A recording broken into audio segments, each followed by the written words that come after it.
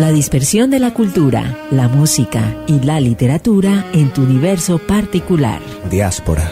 Un recorrido por la palabra escrita, el aroma de mujer y las voces de la literatura contemporánea. Todo en medio de una vasta y exquisita cartografía musical. Diáspora. Jueves a las 8 de la noche en la UFPS Radio 95.2 FM. Diáspora, para gente como tú. Sensible al mundo del arte y de la palabra.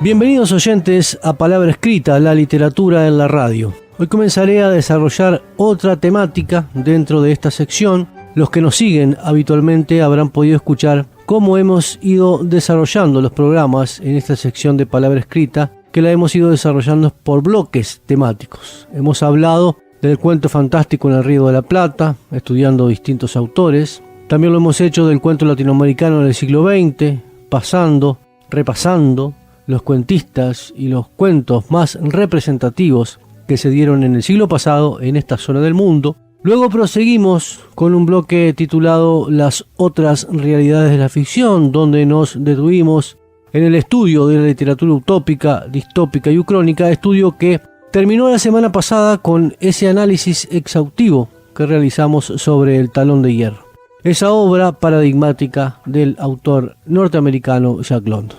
Hoy comenzaremos con otro bloque temático titulado Cadencias que el aire dilata en la sombra.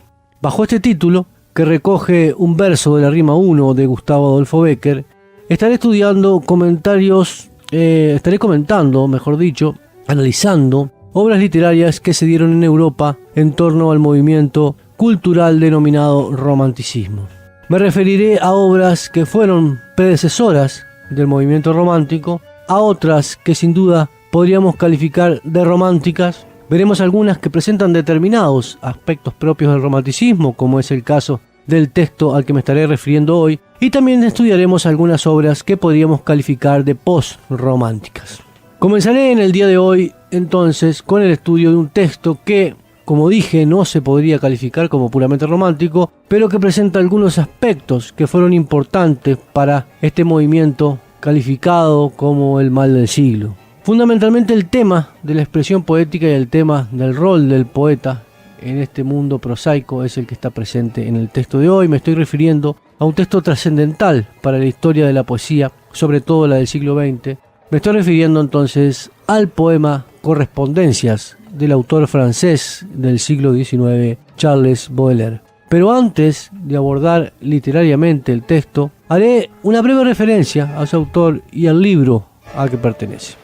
Charles Baudelaire, 1821-1867, fue un poeta, traductor y crítico de arte francés del siglo XIX, al que se podría catalogar como el más claro precursor del movimiento simbolista.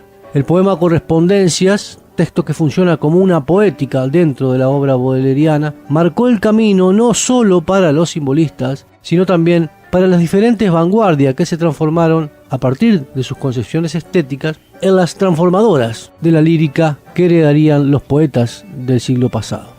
Como crítico de arte, Baudelaire era muy conocido en el París de su época. Su obra Salón, de 1845, fue muy bien recibida por sus contemporáneos. En el año 46 también publicó otra obra titulada Salón, donde se destacó y se lanzó a la fama la discutida obra del pintor moderno Delacroix. También se destacan dentro de su obra dos publicaciones póstumas, Curiosidades estéticas y El arte romántico, donde se reúnen todos sus trabajos de crítica literaria. Pero no solo a la crítica literaria y a la de la pintura se dedicó Charles Baudelaire, sino también a la crítica musical, donde se destacan sus trabajos sobre la obra de Richard Wagner.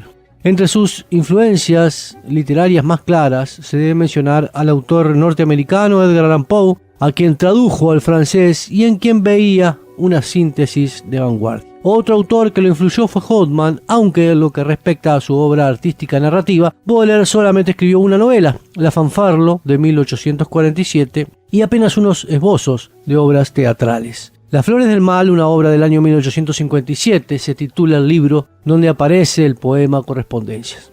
En un comienzo fue un libro muy discutido por la sociedad francesa de la época, se lo tildó de ofensivo a la moral, incluso Baudelaire llegó a ser procesado luego de la publicación. En 1861 vio la luz la segunda edición, que con 35 poemas nuevos, cabe destacar que el libro abarca prácticamente toda la obra baudeleriana.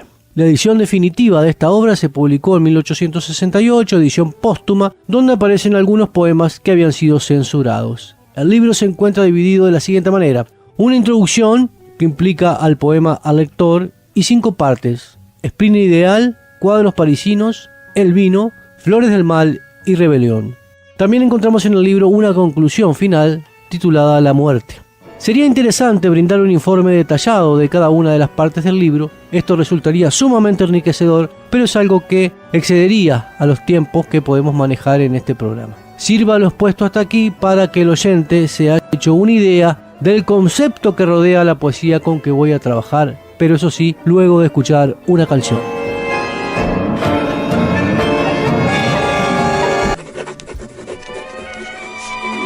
Palabra escrita. Un encuentro semanal con la literatura universal.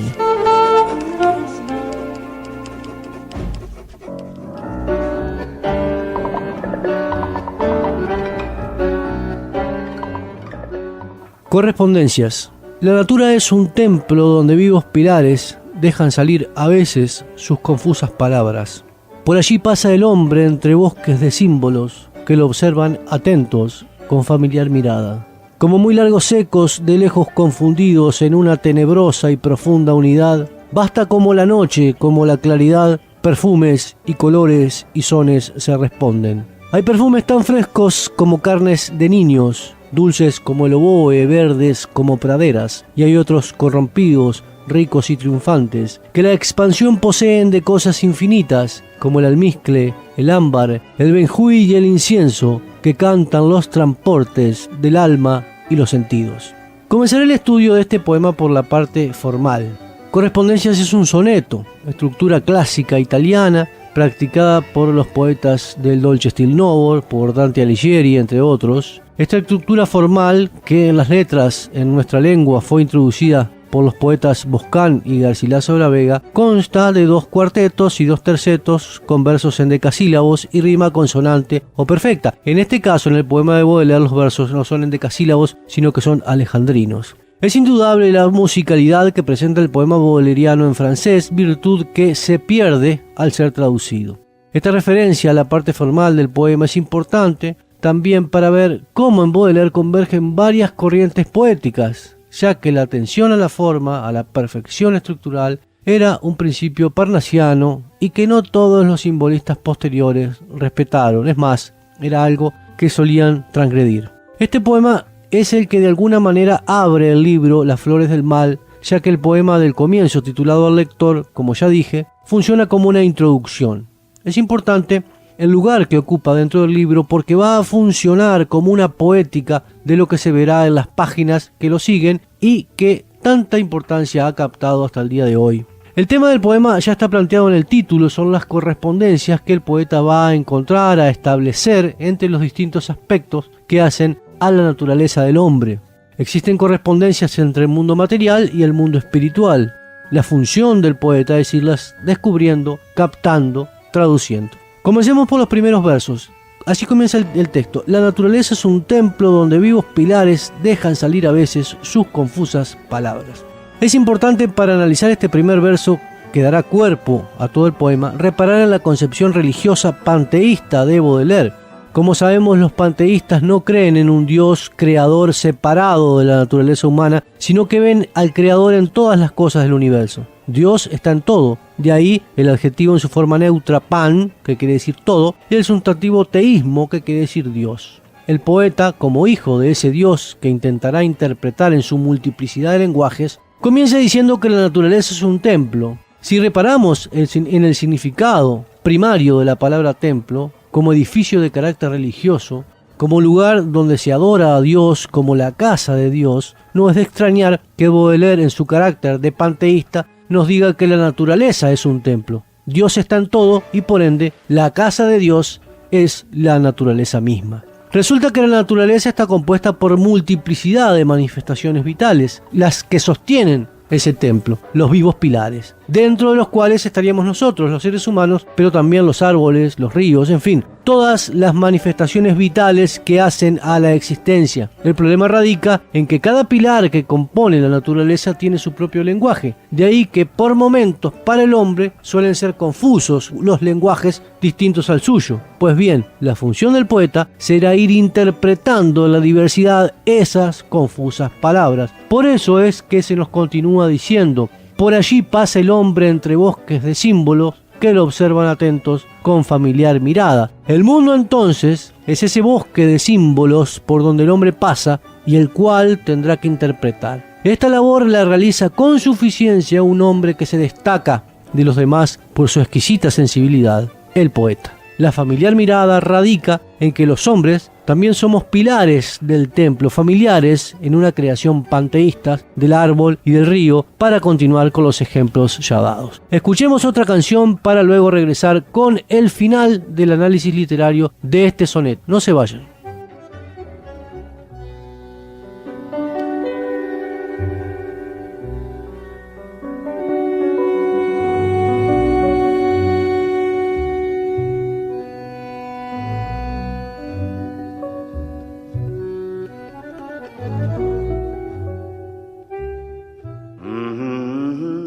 Diáspora. Para gente como tú. Sensible al mundo del arte y de la palabra. Diáspora. Al aire en la UFPS Radio. Palabra escrita. Un encuentro semanal con la literatura universal.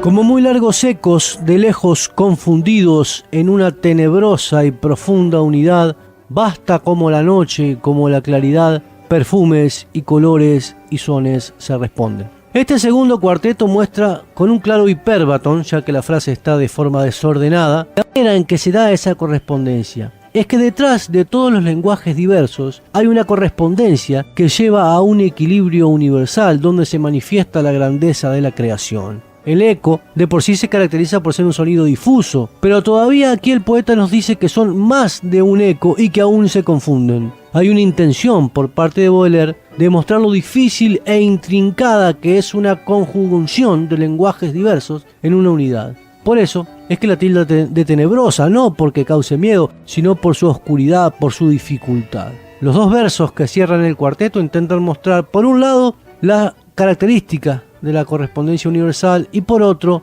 los elementos del mundo sensible que la componen.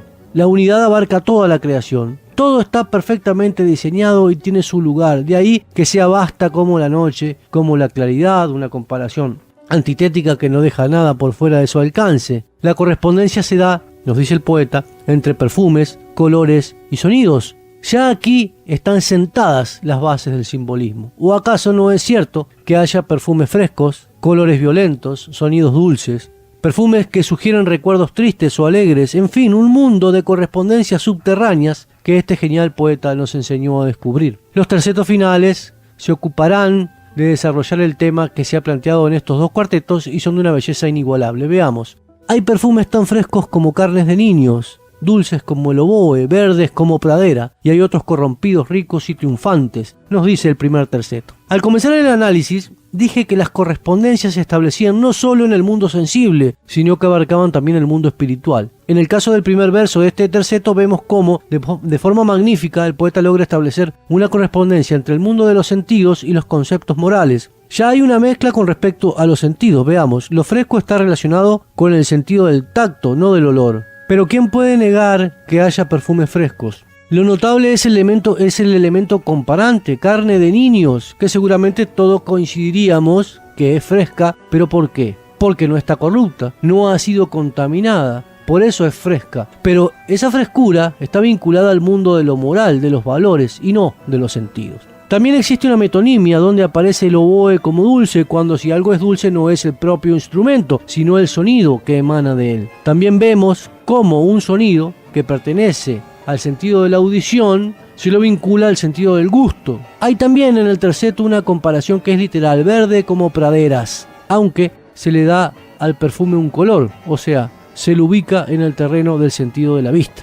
Esta comparación da paso a los otros perfumes, a los corrompidos, ricos y triunfantes, a aquellos que son fruto de la mano del hombre y que tanto me recuerdan a ese terrible personaje que nos dejó de forma tan fantástica Patrick Süskind. Hablo de Jean-Baptiste Grenouille, el protagonista del perfume. Dice que la expansión poseen de cosas infinitas, como el almizcle, el ámbar, el benjuí y el incienso, que cantan los transportes del alma y los sentidos. Este último terceto cierra la idea de las correspondencias, apuntando a lo infinito, a esos perfumes que cantan los transportes del alma, los transportes hacia el mundo espiritual, columna vertebral de toda esta magnífica obra.